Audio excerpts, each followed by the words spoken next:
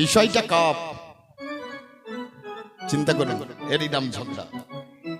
বিষয় অন্য কিছু নয়, শুধু একটা কাপ ভেঙেছে মাত্র। গিন্নি খচর খচর খচর করে চললো। আমার বৌমাটা ভালো, কোনো কথা বলে না, চুপ করে বসে আছে। গ্রামের লোক এসে আমাকে জানাচ্ছে, বলছে তোমার বৌমা খুব ভালো, এর মুখে কোনো কথা নাই। বৌমা গোয়ালে ভেতরে ঢুকে মুজো ঝাঁটা ধরিয়ে আমার বউ খ্যাচ খ্যাচ করছে, আর মুজো ঝাঁটা ধরে পেছন দিকটা দেখাচ্ছে আমার বউকে। এর কথা শোনা যায় না, কিন্তু ঝাঁটাটা দেখাচ্ছে। এই দু রকমের ঝগড়া, কেউ ইশারাতে ঝগড়া আর কেউ সরাসরি ঝগড়া। এই কবি গানের ধারাবাহিকতা ঠিক এইরকম, একটা বিষয় ছাড়া হবে না।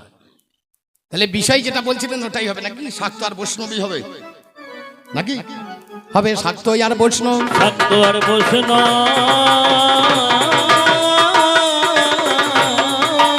আমাদের সনাতন ধর্মে ওরে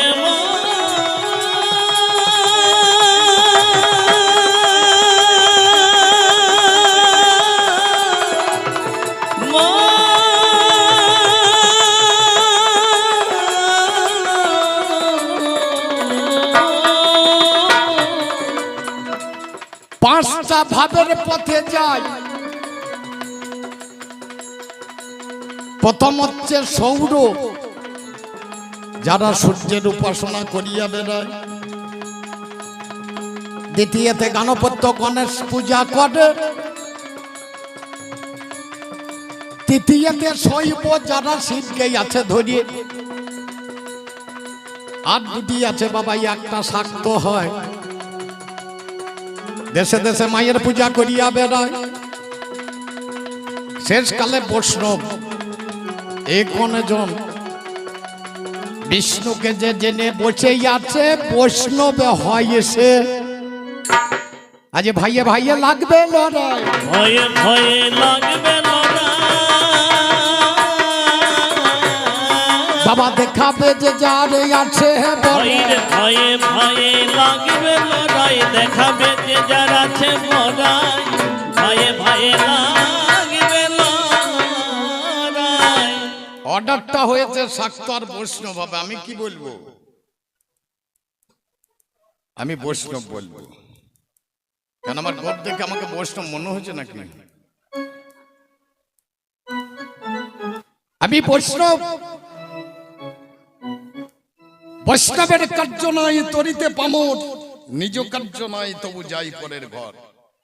আমার কোনো কাজ নাই, আমার নিজের জন্য আমি জীবনে কিছুই করি নাই, আমি সব পরের জন্য করিয়েছি, পরের জন্য করেছি।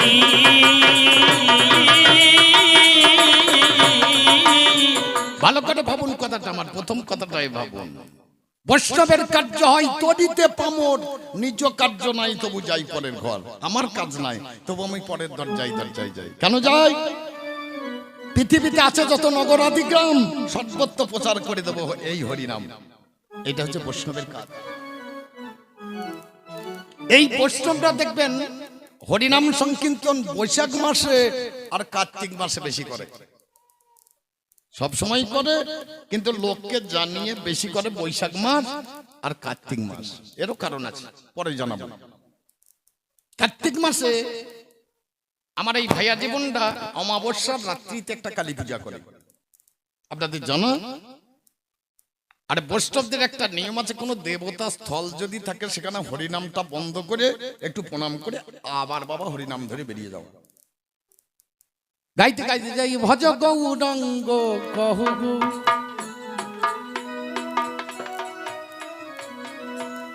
গাইতে গাইতে চললাম, একটা কালী মন্দিরের সামনে গিয়ে গান বন্ধ করে দাঁড়ালাম। দেখছি বিরাট ঢাক বাজছে দুমদাম করে, আমাদের খোল বন্ধ হয়ে গেছে। চলে গেলাম, সামনে গিয়ে দাঁড়ালাম। ভাই এসে আমার সামনে দাঁড়িয়ে বলছে, দাদা আমরা পুজো লাগিয়েছি। আরে বেশ করছো ভাই, ধর্ম ভালো জিনিস, তুমি তো একটা রাস্তা ধরেছো, ভালো রাস্তা। বলে দাদা পুজো শেষ হয়ে গেছে। বলে ভাই পুজো শেষ, বেশ আমি প্রভাতী দিতে বেরিয়েছি, আমি প্রভাতীটার সঙ্গে সেরে আসি। বলে না না দাদা পুজো শেষ হয়ে গেছে, তুমি প্রসাদ নাও তারপরে যাও। না ভাই এখন তো প্রসাদ নেব না, তোর পূজাটা দেখি। তোর পূজা যদি আমাকে ভালো লাগে নিশ্চয়ই প্রসাদ নেব। প্রসাদ যদি করতে পারিস, গুরু করবি টেনে, আর প্রসাদ খাবি টেনে। ওই চিড়ে আপেল কলা দিয়ে তো প্রসাদ টেনে খাওয়া যাবে না ভাই। সেখানে নারকেল কুচি দিবি, টেনে দিলি তো গলায় লেগে যাবে। এ মালটা টেনে খাওয়া যাবে না। যদি প্রসাদ তৈরি করতে পারো অবশ্যই আমি প্রসাদ নেব। অবশ্যই আমি প্রসাদ নেব। বলে দাদা বুঝলাম না, ওরে নামে যারে জয়দেব, একটা গ্রন্থ লিখতে গিয়ে হঠাৎ বাবা সন্দেহ জেগেছে মনে, জানাই কথা কইয়ে লিখছেন গীত গোবিন্দ, লিখছেন সরকরল খণ্ডনম মম শিরসি মণ্ডনম। এরপরে ভাষা দেহি পদ পল্লব মুদারম। হে রাধারানী, তোমার চরণ ধুলিটা আমার মাথায় দাও। জয় দেবার লিখতে পারছি না, কেমন করে হয়? রাধারানীর চরণ ধুলি মাথায় দেওয়া দেয়। এই বলে জয়দেব গেল পদ্মার কাছে। পদ্মার কাছে গিয়ে অমনি দাঁড়িয়ে গেছে, পদ্মা গো আমি স্নান করতে যাব, তাড়াতাড়ি রন্ধন করো, ফিরিয়ে এসে নেব। পদ্মাবতী বিদায় দিয়ে রান্না করে ভাই। জয়দেব আমার তরা করিয়ে অজয়েতে যায়। এজির কেতে ভগবানের মুকুন্দ মুরারি ও বাবারে জয়দেবের বেশ নিলেন ধরি। জয়দেবের বেশ ধরিয়ে ঘরেতে ঢুকিল। পদ্মাবতী সঙ্গে সঙ্গে জিজ্ঞাসা করিল, ওগোই আমার স্বামী ধনে বিচার করো মনে, কেন তুমি ফিরে এলে বলোই আমার স্থানে?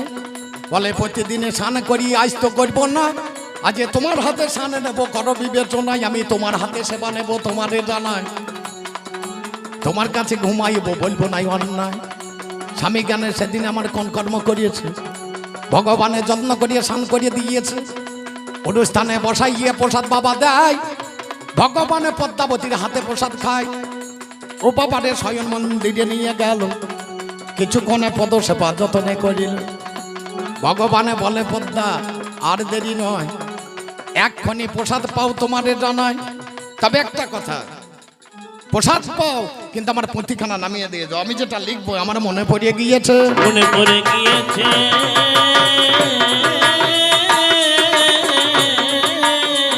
পদ্মাবতী পুঁথিখানা নামিয়ে দিয়ে এসে প্রসাদে, যখন প্রসাদ পেলেন, এক গাছ বদনে পড়েছে, এক গাছ হাতে করে ধরিয়ে বসে আছে। এমন সময় আসল স্বামী ঢুকে পড়েছে। বলে পদ্মা, প্রতিদিন আমি স্নান করতে যাই, সেই ফাঁকে তুমি ভোজন করো। এ কথা বলতে পারছে না, এক গাছ বদনে ভরা আছে, বসিয়ে দিয়েছে, এক গাছ ধরে আছে।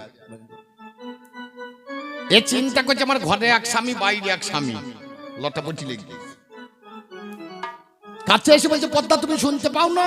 বলে তোমাকে স্নান করালাম, তোমাকে সেবা দিলাম, তোমাকে শয়ন মন্দিরে নিয়ে গেলাম, তুমি বললে পুঁথিটা নামিয়ে দাও, আমি নামিয়ে দিলাম। তারপরে তুমি বললে প্রসাদ পাও, তবে তো আমি প্রসাদ পেয়েছি।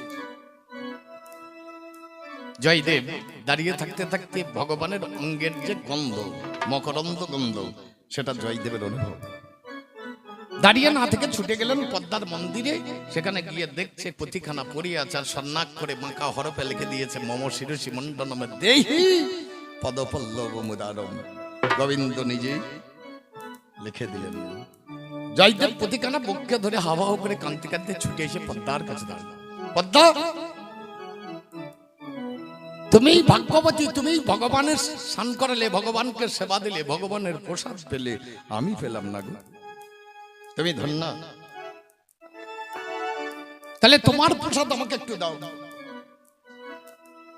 তাহলে ভগবান খেলো, সেটা হলো প্রসাদ। ভগবানের খাওয়ার পরে খেলো কে? পদ্মাবতী। এটা কি? প্রসাদ। পদ্মাবতী যখন দিল জয়দেবকে, তার নাম কি হলো? মহাপ্রসাদ।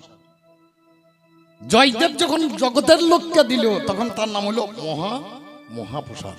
ভাই, যদি মহাপ্রসাদ তৈরি করতে পারিস অবশ্যই নেব রে, অবশ্যই নেব রে।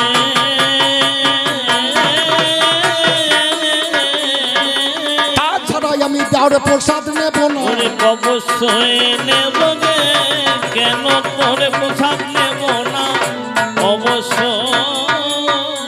আর এক কথা শুধাই তোমার, দিরে না, দিরে না, না না না না না, ভাই আর এক কথা শুধাই তোমার, ও গো তীরে না না না না না না, আমার জানিতে পারছো না। ও গো তীরে না না না না না। তুমি যে পূজাতে বসেছো, মাতৃ পূজা, আমি তাকিয়ে দেখছি 5টা মোহ দেওয়া আছে। প্রথম মতে মদ, দ্বিতীয় মতে মাংস, তৃতীয় মতে মাছ, চতুর্থ মতে মেয়ে ছেলে, আর পঞ্চম মতে মুদ্রা। প্রথম মতে মদ, দ্বিতীয় মতে মাংস, তৃতীয় মতে মাছ, চতুর্থ মতে মেয়ে ছেলে, আর পঞ্চম মতে মুদ্রা মানে টাকা। এই 5টা মোকার দিয়ে তোর পূজাটা সাজানো আছে। ভাই আমি ঠিক বুঝতে পারছি না, আমি বৈষ্ণব মানুষ তো, তোর ব্যাপারটা আমি ঠিক জানি না, আমায় একটু বুঝাইয়ে বলো। আমায় একটু বুঝাইয়ে বলো,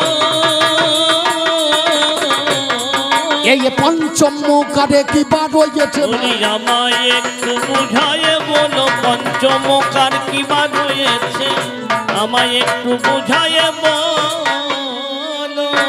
দুটি কথা, তোরা যদি মহাপ্রসাদ করতে পারিস নেব, যদি কেউ করে থাকে সেটা বলবি।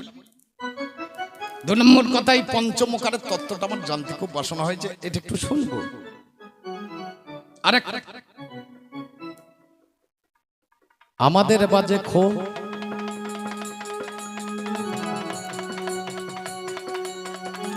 সত্য যুগে ভরদ্বাজ মাটি দিয়ে খোলে বানিয়েছিল। আহা!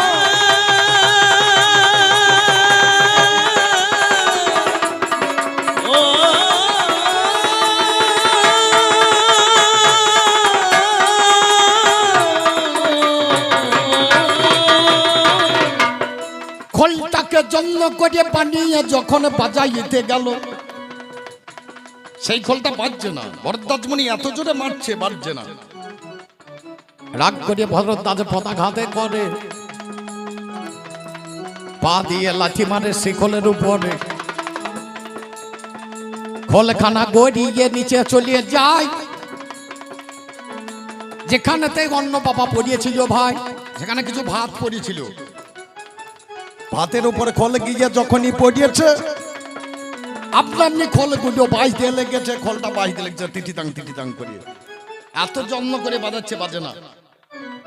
কিন্তু শিকলটা গিয়ে যখন ভাতের উপরে চেপে গিয়েছে আর বাজতে লেগেছে, তখন থেকে খোলে বাবা ভাত দিতে হবে, তাছাড়া খোল বাজবে না। গাব করতে গেলে খোলে ভাত দিতে হবে, বাজবে না। কলিযুগে যে খোল এসছে এটা গৌরাঙ্গ মহাপ্রভু এনেছে, পরে বলবো কেমন করে এসছে, কি জন্য এসেছে। আমার আলোচনা হচ্ছে তুমি ঢাক বাজাচ্ছ, এই খোলের যেমন জন্ম বৃত্তান্ত আছে, ঢাকেরও তো জন্ম হয়েছে। বাবা কোথা থেকে এলো? কোথা থেকে এলো? বলো কোন জনে এই ঢাক বানিয়েছিল? বলে বাবা কোথা থেকে এলো? কোন জমায়ে ঢাক বানিয়েছিল? কোথা থেকে? তোমরা যারা মাতৃভক্ত দেখছি, কোন জায়গায় ছাগল কাটছো, কোন জায়গায় ভেড়া কাটছো, কোন জায়গায় মোষ কাটছো। ছাগল কাটলে বাটি নিয়ে চলে যে পাঁঠার মাংস পোষাল নেবে, ভেড়া কাটলে বাটি নিয়ে দোচ্ছে পোষাল নেবে, আর মোষ কাটলে গামলা নিয়ে যায় না কেন? এ দুটো যদি প্রসাদ হয় মায়ের সামনে বলিদান হইলে, মোষটাই বা প্রসাদ হবে না কেন? হ্যাঁ বাবা, ছাগলটা যদি বাটি নিয়ে প্রসাদে নিয়ে খাওয়া হয়, ভেড়াটা যদি বাটি নিয়ে গিয়ে খাওয়া হয়, তাহলে মোষটা কেন প্রসাদ দিলে খাওয়া হবে না? তিনটেই তো মায়ের সামনে বলিদান হচ্ছে, ছাগলও হচ্ছে, ভেড়াও হচ্ছে, মোষও হচ্ছে। বলো ভাই, ছাগল ভেড়া দুটি প্রসাদ হিসাবে বাড়িতে নিয়ে ভেজে ভুজে ঝোল করে খেয়ে নিচ্ছ, আর মোষের বেলায় গামলা নিয়ে যাও না কেন? আরে বেশি যাবে না বলা, এই তো প্রথম পালা। ওই রে আর বেশি যাবে না বলা, এই তো প্রথমে পালা। পরে পরে দেবো আমি আজ কথা যোগতে সলা। ওই রে পরে পরে দেব আমি আজ কথা যুক্তি সলা। আমি অলেপে দিলাম আমি অল্পে অল্পে দিলাম ছাড়ি। একবার প্রেমানন্দে সবাই বলবো হরি হরি বল হরি বল। প্রেমানন্দে সবাই বলবো হরি, অল্পে বলবে দিলাম ছাড়ি শ্যামা মাতো অধমে ছেলে আমায় নিস যেন মা কোলে তুলে শ্যামা মাতুর অধম ছেলে নিস যেন মা কোলে তুলে শ্যামা মাতুর অধম ছেলে নিস যেন মা কোলে তুলে শ্যামা মাতুর অধম ছেলে নিস যেন মা কোলে তুলে শ্যামা মাতো অধম ছেলে। এই গানখানি যিনি রচনা করলেন আমার বীরভূমের সুবিখ্যাত কবিয়াল, যার নাম হচ্ছে কিশোরী মোহন কুড়া মহাশয়। হরি বল হরি বল। ওনার বাড়ি থেকে পেরিয়ে গিয়ে একটা শিবতলা আছে, শিবতলা পেরিয়ে গিয়ে একটা কালীতলা আছে, কালীতলার পরেই মৌলাক্ষী নদী। ওই কালীতলায় বসে বসে গানটা তৈরি করছেন তিনি। ওরে কিশোরী কয় এ লোকেশি চাইব না মা ইহারে বেশি। ও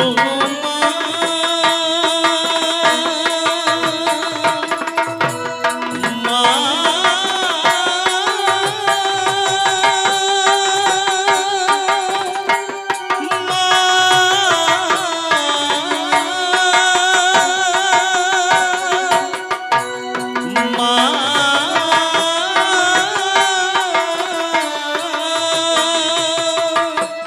কিশোরী কয় এই লোকেশি চাইব না মা ইহার বেশি। আমায় মিলিয়ে দিস মা আপন দেশি। আমায় মিলিয়ে দিস মা আপন দেশি। বড় দেশির প্রতিকূল আমায় মিলিয়ে দিস আপন দেশি। বড় দেশি প্রতিকূলে শ্যামা মাতুর অধম ছেলে নিস যেন মা কোলে তুলে শ্যামা মাতুর অধম ছেলে নিস যেন মা কোলে তুলে শ্যামা মাতুর অধম ছেলে নিস যেন মা কোলে তুলে শ্যামা মাতুর অধম ছেলে নিস যেন মা কোলে তুলে শ্যামা মাতুর অধম ছেলে। যাবার বেলায় একটা ছোট ছাড়ুনি গান নাকি বলুন, দাও গেয়ে দাও দেখে একটা। এখনো সে বৃন্দাবনে বেশ। বাঁশি বাজে রে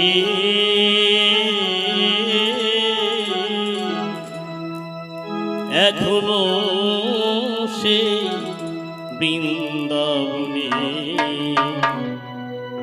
বাঁশি বাজে রে এখনো সে বৃন্দাবনে বাঁশি বাজে রে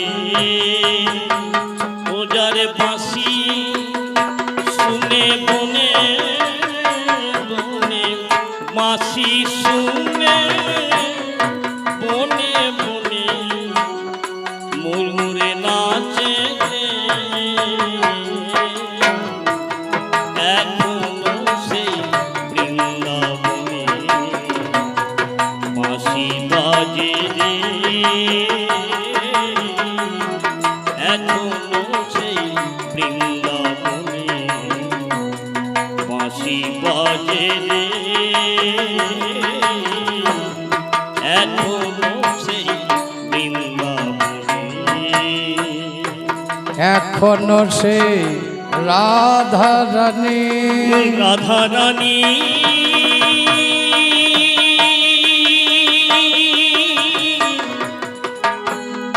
রাধা রানী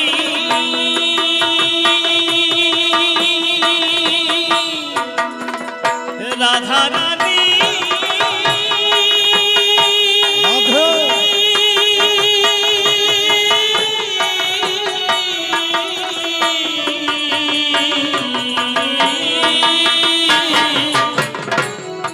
এখনো সে রাধা রানী বাঁশি শুনে পাগলিনী হয় রে এখনো সে রাধা রানী বাঁশি শুনে পাগলি আবার অষ্ট সখী শিরোমণি হয় রে অষ্ট সখী শিরোমণি নব সাজে হয় রে অষ্ট সখী শিরোমণি নব সাজে এখনো সেই বৃন্দাবনে বাঁশি বাজে রে এখনো সেই বৃন্দাবনে বাঁশি বাজে রে এখনো সেই বৃন্দাবনে এখনো এখনো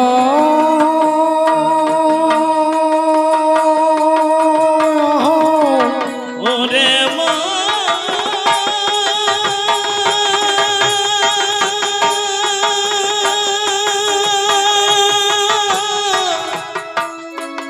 ওরে মা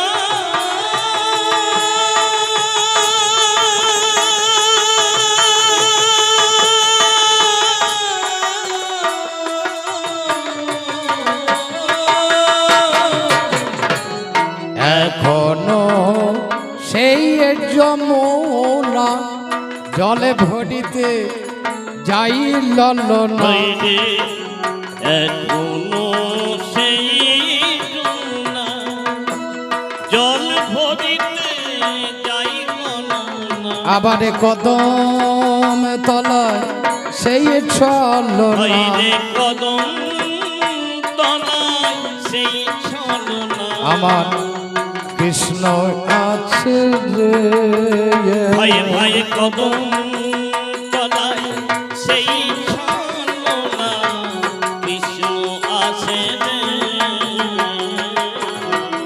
এখনো সেই বৃন্দাবনে বাঁশি বাজে রে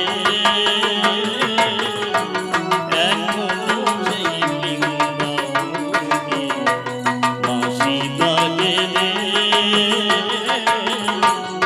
এখনো সেই বৃন্দাবনে আশা ছিল মনে মনে যাব মধুর বৃন্দাবন আমার আশা ছিল মনে মনে যাব মধু বৃন্দাবনে সাধক ভবা পাগলা রয়ে বাঁধন সাধক ভবা পাগলা রয় বাঁধনে মায়ার কাছে রে সাধক ভবা পাগলা রয় বাঁধনে মায়ার কাছে রে এখনো সেই বৃন্দাবনে বাঁশি বাজে রে এখনো সেই বৃন্দাবনে বাঁশি বাজে রে ও যারে বাঁশি